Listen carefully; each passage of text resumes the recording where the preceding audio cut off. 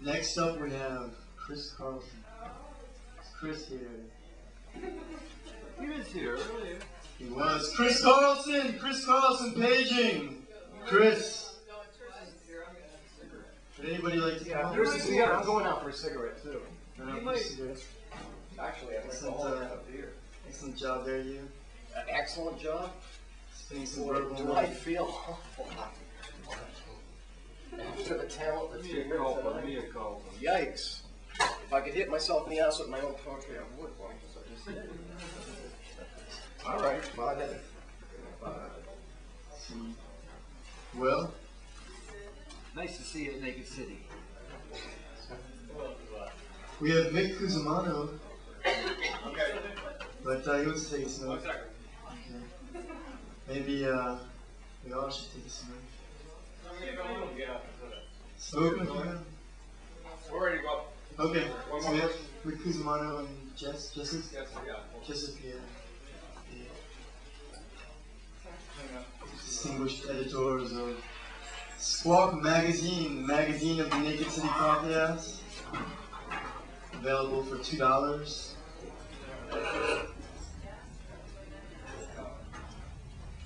Ladies and gentlemen,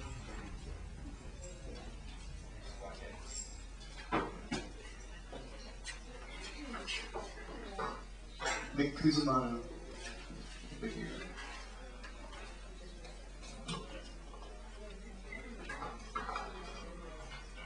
Yeah, I'll start with an old one first. Jessa's going to get something. She's going to help me out.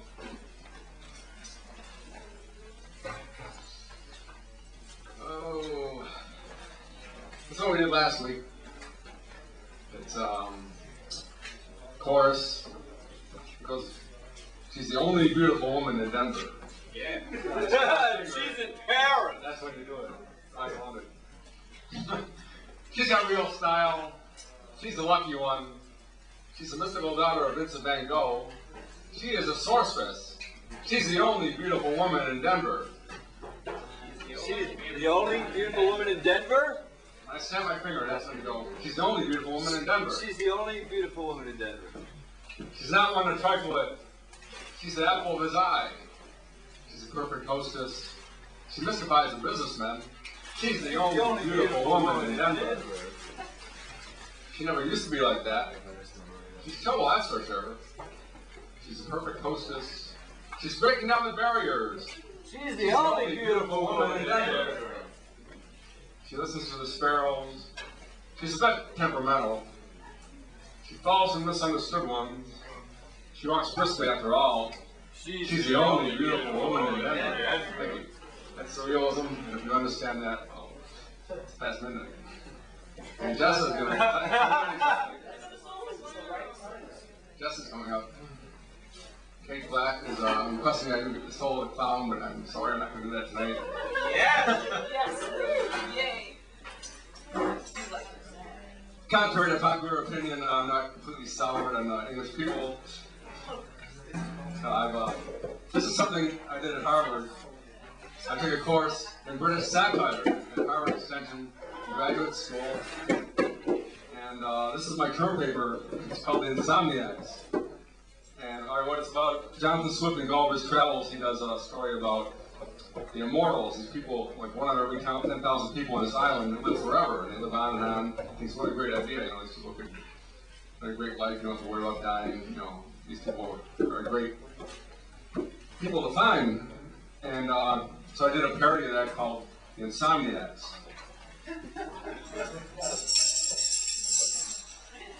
Upon arriving in this land, a person of quality told me strange tales about people who never sleep.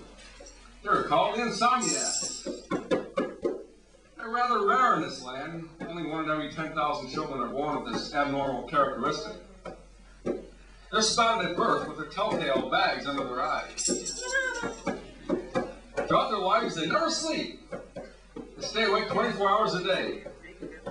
When I heard about them, it was easy to conjecture about the advantages this condition could have. Certainly, if I had this trait, I would work 2 jobs and make hordes of money. Or work full-time and go to school also. Why, one could be a manager of a store 24 and be the only employee. What an advantage the journalists would have, never sweeping through a late-breaking story. An insomniac congressman or woman could get any legislation passed by the power to filibuster. For a married person, there would be plenty of time for work and spend with the family, too. Business trips would be a gold mine, pocketing hotel allowances and every excursion. Not to mention not needing that monkey in your back coffee. Who would need coffee to wake you up if you're already up? Once my position on this island was secure, I endeavored to spend as much time with these fascinating people. That guy brought me to a bar, was having his last call. He introduced me to several people at the table. It was a gathering of legendary insomniacs. To my shock, they turned out to be a very melancholy lot. They're very edgy, irritable, and bored with the never-ending grayness of the waking world. All was not roses for those without beds. Many of them worked extra jobs when they were young and enthusiastic and amassed comfortable sums of money. The desire to keep up that pace seemed to level off after insomniacs reached 35 or 40. Late Night Larry told me some of the problems resulting from this abnormality. The divorce rate for insomniacs who married each other was twice the national average. Being together an extra 8 or 10 hours a day caused couples frayed nerves and increased marital tensions. Insomniacs had children, and stress level was even worse. Babies and children would cry, fight, and throw tantrums 24 hours a day.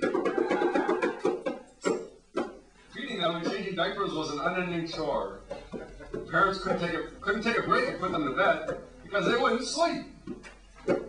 When one parent was a mere mortal, insomniac children were an unbearable burden. Many had to be given up for adoption. Many insomniacs, seeing the trials of the married friends, remained single, according to Larry. Unlike parties and insomniac clubs are a quite common occurrence. With so many hours in a day and no respite, drug and alcohol abuse and bigamy are major problems.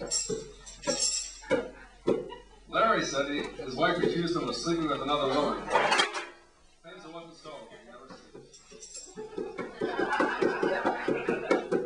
Bill tells us that insomniacs are largely an urban phenomenon. Few live in small rural communities where everything closes down early. Larry told us that most rural insomniacs either move to big cities or go stir crazy. Larry related several sad tales of small-town insomniacs who were institutionalized, unable to handle the unending emptiness of the wee hours of the night alone. It's time for your medicine. Wake up. The only people in this condition who seem to thrive are workaholics. They work 16, 18 hours a day. Although they are productive, Larry notes that these insomniacs have few friends. Besides working all the time, they engender jealousy and resentment among their fellow employees. Not because they made more money, but the 40-hour-a-week employees, no matter how productive, cannot match the insomniacs who work while they slept. Some of them taught foreign languages. For reasons science can't explain, the number of insomniacs has been increasing over the last few years. Many hotel employees, bedding manufacturers, and pajama salesmen have become alarmed.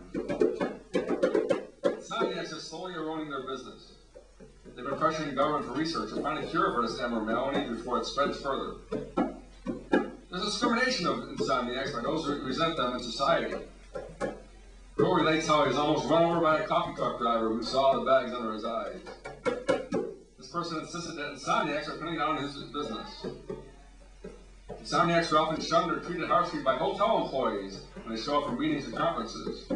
The staff resents it, they're not going to pay money for expensive rooms they don't need. Bill mentions that several municipalities put limits on overtime for police and firemen because some insomniacs are working 100 hours a week. I noticed that many insomniacs work in factories or have monotonous, drudgery-type jobs. I asked Larry Spence Bill why there are few architects, city planners, or researchers among the insomniacs. Bill explained that insomniac has a major drawback. They're not good at conceptualizing something that isn't in front of them. They have trouble envisioning new buildings, new products, or future projects. Since they did not sleep, they did not dream. Not being able to dream made many of them dull and unimaginative nominalists. Many insomniacs Bill told us held government jobs. After meeting these people, I was led to conclude that their lives had many more pitfalls than I had imagined.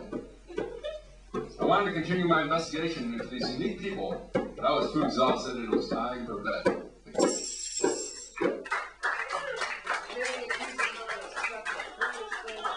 I got to remind us of that.